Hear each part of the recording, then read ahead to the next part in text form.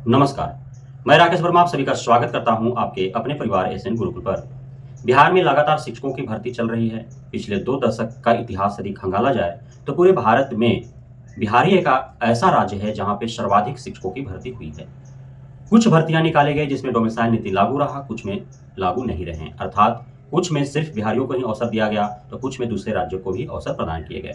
और जब नियोजन इकाइयों के द्वारा भर्तियां चल रही थी लगातार 6 चरण में हुआ, उस समय भी दूसरे राज्यों को मौका दिए गए। और जब अब प्रतियोगी परीक्षा लेकर के बीपीएससी आयोग के द्वारा भर्तियां की जा रही हैं तो इस समय भी दूसरे राज्य के अभ्यर्थियों को मौका दिए जा रहे हैं। मुझे इससे कोई ऐतराज नहीं है। पूरे भारत के लोग कहीं भी जाकर के नौकरी पेशा करने के लिए, रोजगार तलाशने के लिए स्वतंत्र हैं। हर जगह पर हर किसी को रोजगार मिलने चाहिए, चाहे दूसरे देश के हों, दूसरे राज्य के हों, किसी भी देश में जाएं, किसी भी राज्य में जाएं, कहीं का भी हो, किसी को भी कहीं भी रोजगार मिलने चाहिए। लेकिन सवाल यहाँ उत्पन्न यह होता है कि शिक्षक का जो पद है, जो दायित्व है, उसे सिर्फ और सिर्फ रोजगार से नहीं देखा जाना चाहिए। ये अलग बात है कि शिक्षक रूपी कार्य करने हेतु एक रोजगार के तौर पर उन्हें अपना रोजी रोटी चलाने का भी एक जरिया प्राप्त हो जाता है। लेकिन शिक्षकों का जिम्मेदारी यहीं तक सीमित नहीं हो जाता है कि वे शिक्षक बन गए, उनको प्रत्येक माह वेतन मिल पा रहा है और वे अपना के साथ साथ अपने परिवार का भरण पोषण कर रहे हैं। नहीं, शिक्षकों की जिम्मेदारी पूरी समाज की होती है। शिक्षकों के कंधे पर जिम्मेदारी उस राज्य की होती है, उस देश की होती है, क्योंकि शिक्षक भविष्य निर्माता होते हैं, किसी का भविष्य गढ़ते हैं। इसलिए अब आप सभी को ज्ञात होना चाहिए कि जो हमारा शिक्षा नीति है, जिसमें एनसीएफ की बात करें, जिसमें आरटीई एक्ट की बात करें, जिसमें हम एजुकेशन पॉलिसी की बात करें, एनईपी की बात करें, तो हर जगह आपको देखने को मिलेगा, पढ़ने को मिलेगा कि किसी भी राज्य में वहाँ के बच्चों का जो प्रारंभिक शिक्षा है वह वहाँ के रीजनल लैंग्वेज में दिया जाना चाहिए। साथ ही उन्हें अत्यधिक समझ में आए, इस हेतु किसी भी विषय वस्तु पर यदि उनको शिक्षा प्रदान किया जा रहा है तो उनका क्षेत्रीय उदाहरण लिए जाने चाहिए। आसपास के वातावरण से, माहौल से, रहन सहन से, पहनाव ओढ़ाव से, खान पान से, अन्य जो आसपास प्राकृतिक परिदृश्य हैं, जो सामाजिक परिदृश्य हैं, उनसे जोड़ करके उनको बताया जाना चाहिए, समझाया जाना चाहिए, ताकि उन्हें भली भांति समझ में आए। अपने आसपास के वातावरण से जोड़ करके यदि वो देखेंगे किसी भी विषय वस्तु को तो बेहतर समझ में आएगा उनको। और यह वास्तव में सच्चाई भी है, हकीकत भी है कि इस प्रकार से यदि किसी बच्चों को अवसर प्रदान किए जाते हैं, इस प्रकार से यदि पढ़ाए जाते हैं, उनको आसपास के वातावरण से, माहौल से, परिस्थितियों से, स्थितियों से जोड़ करके पढ़ाए जाते हैं, तो ज़्यादा विषय वस्तु को समझ पाते हैं और फिर जो उनके दिमाग में बैठ जाता है वह सालों साल नहीं निकल पाता है। लेकिन आप जरा विचार करें, मंथन करें, सोचें और समझें कि यदि बिहार के किसी भी गांव में जाकर के और वहां पंजाब का, हरियाणा का, राजस्थान का, महाराष्ट्र का, दिल्ली का, गुजरात का, उत्तराखंड का, हिमाचल का, असम का, मणिपुर का, मिजोरम का, नागालैंड का, कश्मीर का, उसके बाद यूपी का, तमिल का, केरल का, उत्तराखंड, उत्तरांध्र का कोई आ जाए और वह उस बिहार के उस सुदूर ग्रामीण इलाके में जाकर के और वो पढ़ाना शुरू करे, क्या दूसरे राज्य के दूर दराज से आए हुए शिक्षकों को उस क्षेत्र के बारे में कुछ भी नॉलेज?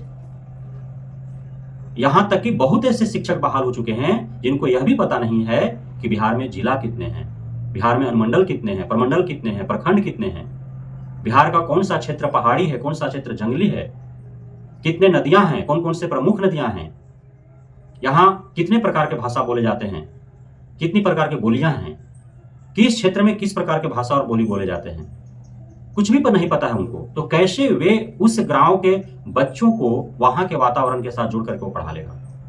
सोचने वाली बात है। तो सिर्फ किताबों में लिखी गई बातों को यदि हूबहू वह वैसे ही रटवाता है बच्चों को, पढ़ाता है बच्चों को, तो फिर शिक्षक का मतलब ही क्या निकल जाएगा, मायने ही क्या रखा जाएगा जब किताबी भाषा ही पढ़ाने हैं तो। दूसरी बात कि हमारे भारत के अलग अलग राज्यों में अलग अलग भाषाएं बोली जाती हैं और अलग अलग बोली है, वचन है, अलग अलग टोन है।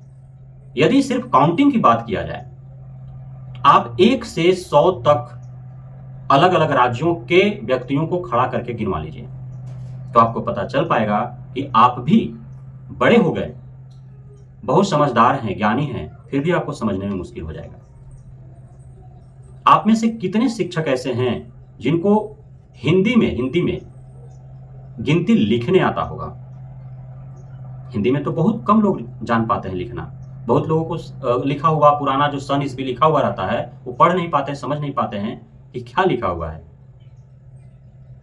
तो इससे आपको समझ में आएगा कितनी आवश्यकता है डोमिसाइल नीति का। सिर्फ इसलिए नहीं कि डोमिसाइल नीति लागू हो जाएगा तो बिहार के ही शिक्षक अभ्यर्थियों को बिहार में रोजगार मिल जाएगा, नहीं, वो तो एक अलग लाभ मिल जाएगा, लेकिन सबसे बड़ा जो है समस्या जो उत्पन्न हो रही है वो बच्चों के गुणवत्तापूर्ण शिक्षा नहीं प्रदान हो पा रहे हैं दूसरे राज्यों के शिक्षकों की वजह से।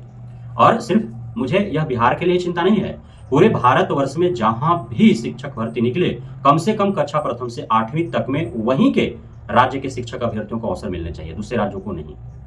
दूसरे राज्य के लोग जाएंगे तो वहां के बच्चों को वह उस ढंग से नहीं पढ़ा पाएंगे जितना कि वो घुल मिल करके और वहां के वातावरण के साथ जोड़ करके बच्चों को पढ़ा पाएंगे।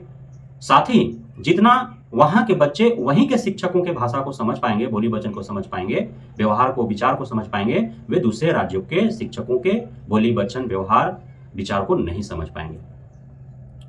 मैं तो कह रहा हूं आप उदाहरण स्वरूप अलग अलग राज्यों के व्यक्तियों को खड़ा करा लीजिए और आप सिर्फ काउंटिंग करवा लीजिए, 1 से 100 तक गिनती बोलवा लीजिए, टेबल बोलवा लीजिए, काका की आई उनसे पढ़वा लीजिए, कोई किताब का एक पैराग्राफ उनसे पढ़वा लीजिए।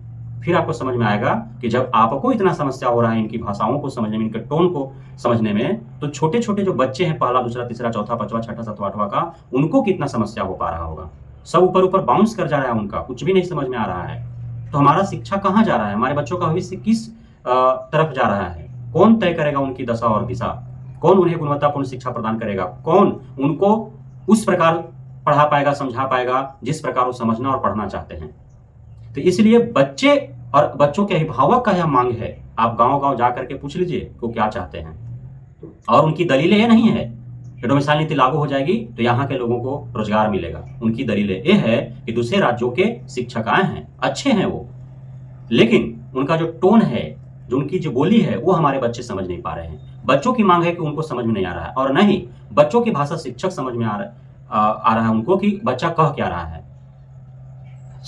तो इस प्रकार से दुविधाएं हैं, कैसे आखिर पठन पाठन का कार्य होगा। इसलिए सरकार विभाग से मांग है कि आप कम से कम प्रारंभिक शिक्षा में शिक्षकों की भर्ती करें तो डोमिसाइल नीति अवश्य ही लागू करें। बहुत बहुत धन्यवाद आप सभी साथियों का हमारे साथ जुड़े रहने के लिए, बने रहने के लिए, मित्रता प्यार देने के लिए, भरोसा बनाए रखने के लिए।